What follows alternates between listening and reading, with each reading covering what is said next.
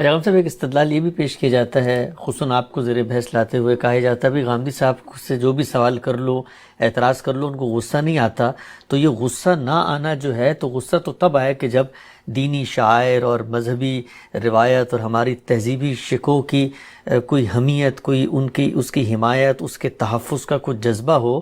جب آدمی ہر چیز کے بارے میں ایک نرمی کا رویہ اپنا لے تو پھر اس کو غصہ کیوں آئے گا؟ یہ تو سارے دروازے کھول دیے، تو غصہ تو آنا انسان کی اس حمیت، اس دفاع، اس جذبے اور اس فتوت کی ایک نشانی ہے.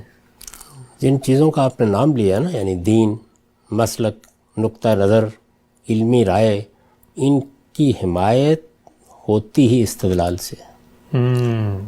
یہ غصے سے نہیں ہوتی. غصے سے تو آپ اپنے مسلک کو نقصان پہنچاتے ہیں. یہ چیزیں استدلال کا تقاضا کرتی ہیں. اگر کوئی پیغمبر کی ذات زیر بحث ہے تو استدلال سے پیغمبر کی عظمت واضح کی جائے گی.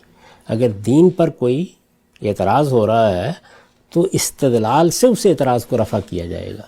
اسی طریقے سے اگر کوئی شخص آپ سے مختلف نقطہ نظر رکھتا ہے اور آپ سمجھتے ہیں کہ اس مختلف نقطہ نظر میں کوئی بڑی غلطی ہے، تو یہ صرف استدلال ہے جس سے اس کو واضح کیا جا سکتا ہے.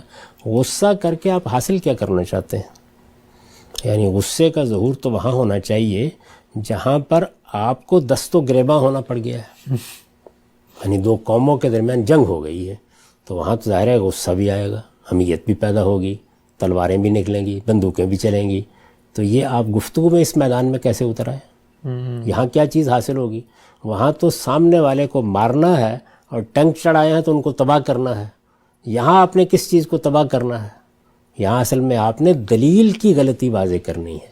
تو دلیل کی غلطی اس وقت تک واضح نہیں ہو سکتی جب تک کہ آپ تحمل کے ساتھ، شائستگی کے ساتھ، ادب کے ساتھ، دوسرے کے جذبات کا لحاظ رکھتے ہوئے، اس کی عزت نفس کو ملحوظ رکھتے ہوئے اپنی بات دوسرے کے سامنے بیان نہ کریں.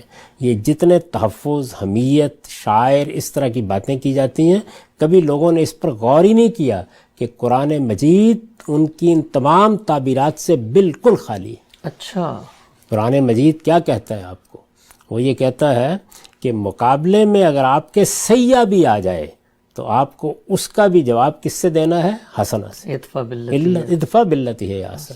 اور یہ بتاتا ہے کہ جب استدلال کرو گے اور حسنہ سے جواب دو گے، اچھائی سے جواب دو گے، تو اس کا پورا امکان ہے کہ جو آدمی تمہارا سخت دشمن ہے کسی استدلال میں، کسی رائے میں، کسی مسلک میں، وہ بھی تمہارا سرگرم دوست بن جائے. اور پھر تبصرہ کرتا ہے کہ وما یلقاها الا الذین صبروا وما یلقاها الا ذو حظ عظیم. وہ لوگ کہ جن کو اللہ یہ توفیق دیتا ہے کہ وہ صبر کے ساتھ، وہ استدلال کے ساتھ، وہ اچھے رویے کے ساتھ بات کا جواب دے رہے ہوتے ہیں، وہی لوگ ہیں کہ جو اللہ کی اس حکمت سے بہرہ یاب ہوتے ہیں جس سے بڑی کوئی عنایت اللہ کی نہیں ہو سکتی. ذرا قرآن مجید کو پڑھیے، اس میں کہاں یہ بات بتائی گئی؟